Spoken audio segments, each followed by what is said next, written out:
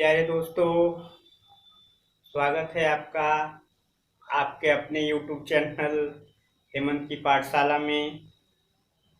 प्यारे दोस्तों, पिछले क्लास में हम लोगों ने डिस्कशन किया था प्राकृतिक संख्या किसे कहते हैं, पूर्ण संख्याएं किसे कहते हैं, भाज्य संख्याएं किसे कहते हैं, या हम कह सकते हैं कि सम संख्याएं किसे कहते हैं, विषम संख्याएं किसे कहते हैं, परिमेय संख्याएं किसे कहते हैं, अपरिमेय संख्याएं किसे कहते हैं। इनके बारे में हम लोगों ने पिछले वीडियो में पिछले क्लास में सीखा था।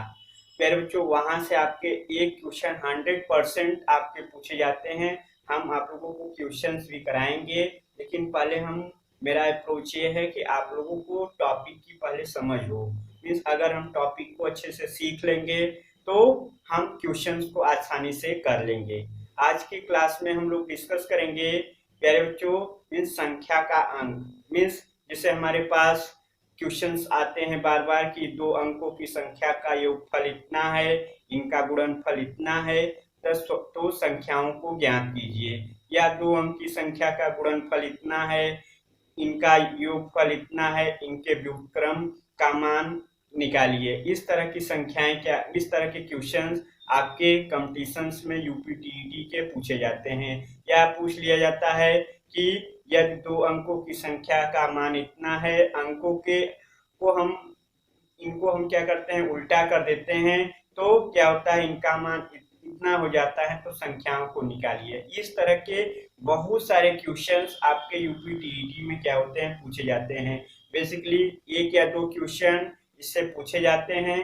तो इस टॉपिक को हम सीखेंगे कि हम संख्याओं को कैसे निकालें। अगर हम क्या कहें कि इनको सीख लेते हैं तो क्या होगा प्यारे बच्चों कि आप लोगों के जो मार्क्स हैं वो और भी क्या होंगे, यूपीटीईटी में बेहतर आएंगे, या सुपर टेट के एग्जाम्स होंगे उनमें बेहतर आएंगे। तो आइए आज की वीडियो हम क्या करते हैं, स्टार्ट करते हैं। प्यारे दोस्तों, देखिए टॉपिक है हमारा संख्या के अंक। जैसे हमारे पास 2 अंक की संख्या है या 3 अंक की संख्याएं हैं, इनको हम कैसे लिखते हैं। जैसे हमारे पास 2 अंक की संख्या है, मीन्स 2 डिजिट नंबर है, तो हम इनको कैसे लिखेंगे। यदि किसी संख्या का दहाई का अंक x है तथा इकाई का अंक y है, तो 2 अंक की जो संख्या होगी क्या होगी, 10x + y होगी। मीन्स मीन्स का फिर से देखिए, यदि किसी संख्या का दहाई का अंक x है तथा इकाई का अंक y है, वो तो 2 अंक की संख्या क्या होगी, 10x + y होगी। इसको हम एग्जाम्पल के भी द्वारा समझ सकते हैं, मीन्स उदाहरण के भी द्वारा। जैसे हमारे पास 2 अंक की संख्या 98 है, तो 98 है, तो हम क्या कर सकते हैं, इनको 10 × 9 + 8 के फॉर्म में क्या कर सकते हैं, लिख सकते हैं। मीन्स इस फॉर्म में हम क्या कर सकते हैं, इनको लिख सकते हैं। मीन्स इनका हम मल्टीप्लाई करेंगे 90, फिर 8 को सम कर देंगे, आपका क्या हो जाएगा, 98 हो जाएगा। इसी तरह से जैसे हमारे पास 45 है, तो 45 है, तो 2 अंक की संख्या आपके हो जाएगी 10 × 4 + 5, मीन्स आपका 40 + 5, मीन्स इनको हम लिख सकते हैं 45 के रूप में क्या कर सकते हैं, लिख सकते हैं। दूसरा है कि यदि प्रश्न में अंकों का योग कहा जाए, तो इसका अर्थ है x + y। मीन्स जैसे हमारे पास 2 अंक की संख्या है, अब 2 अंक की संख्या है प्यारे बच्चों, तो 2 अंक की संख्या है, तो इसको हम x + y लिख सकते हैं, जहाँ पे x क्या है, हम कह सकते हैं दहाई का अंक है, और y क्या है, इकाई का अंक है। मीन्स जैसे हमारे पास कह दिया 2 अंक की संख्या, अब 2 अंक की संख्या का योगफल ज्ञात लिखिए, तो हम इनको x + y के फॉर्म में क्या कर सकते हैं, लिख सकते हैं। फिर से देखिए, यहाँ पे जो x है, x क्या है, दहाई का अंक है, y आपका क्या है, इकाई का अंक कहलाएगा।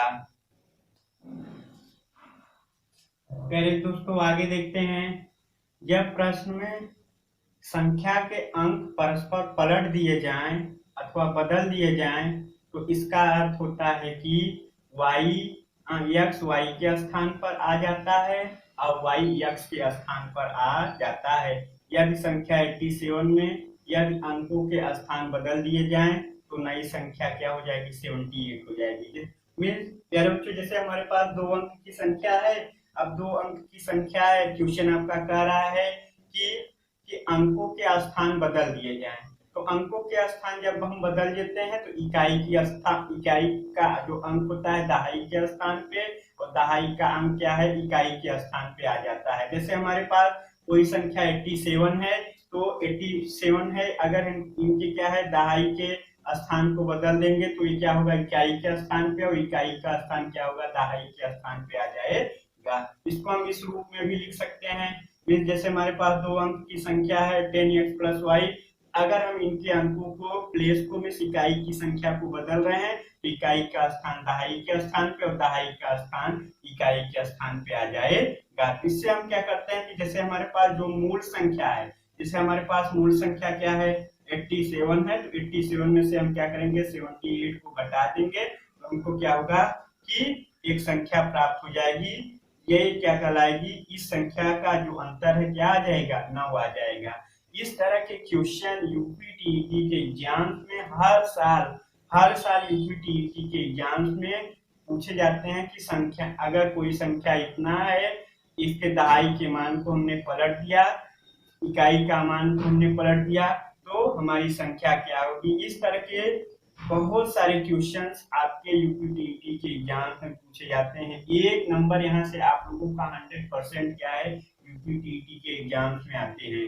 आगे देखते हैं हम,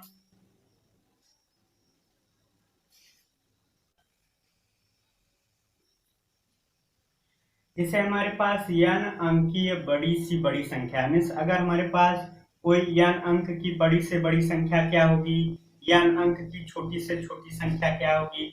अगर हम बात करते हैं प्यारे बच्चों, तो एक अंक की जो संख्याएं होती हैं, एक अंक की संख्या 1 से लेकर 9 तक होती है। 1 होती है, 2 होती है, 3 होती है, 4, 5, 6, 7, 8, 9।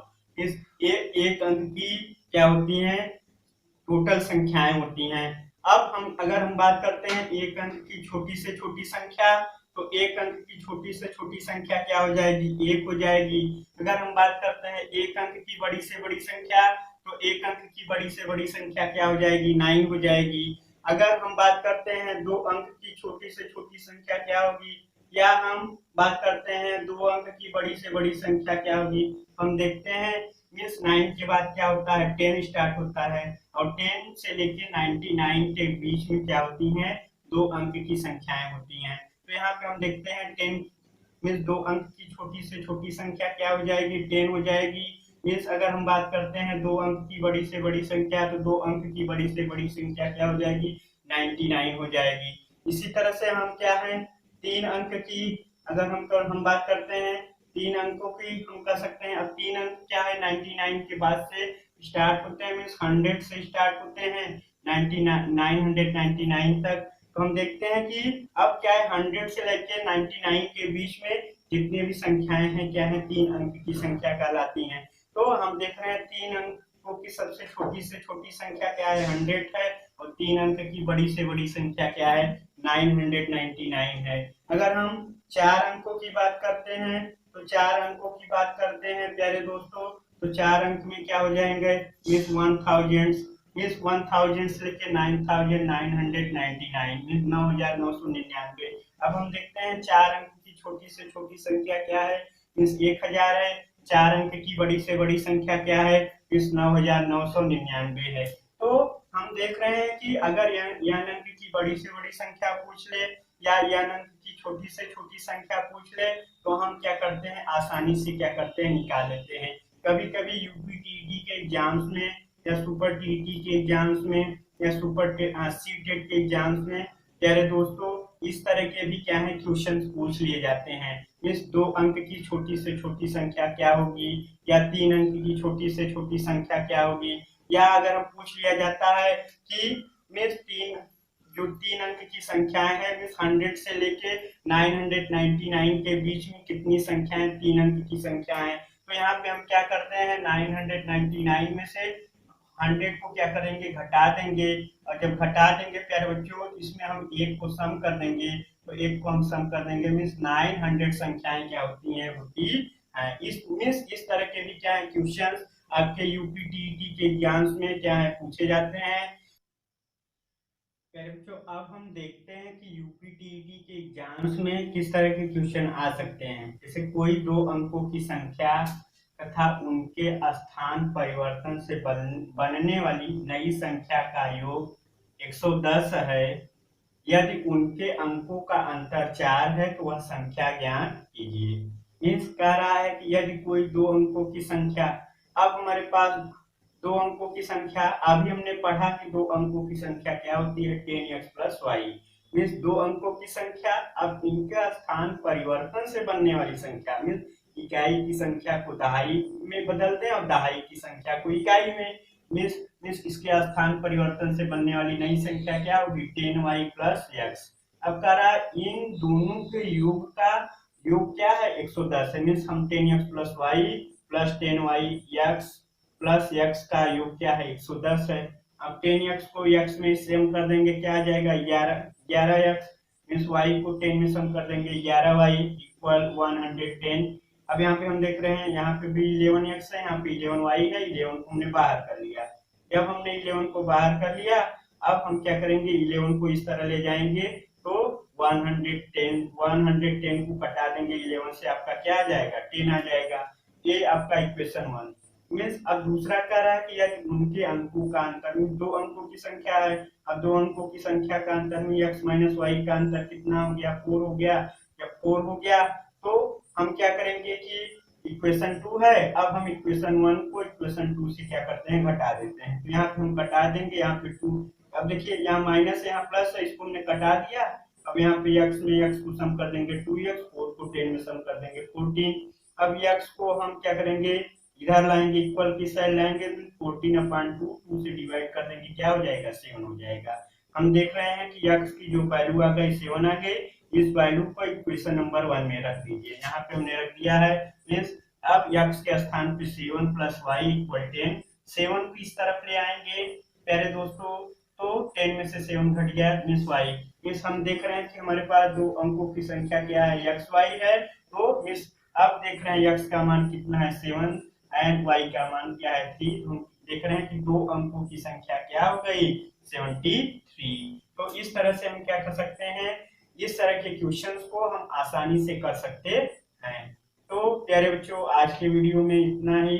आप लोग हमारे वीडियो को लाइक शेयर एंड सब्सक्राइब करना ना भूलें। इसके साथ साथ आप लोगों के कमेंट्स का इंतजार रहता है प्यारे दोस्तों। आप लोगों के सुझाव हमारे लिए काफी इम्पोर्टेंट होते हैं, तो आप लोग कमेंट करना ना भूलें। थैंक्स।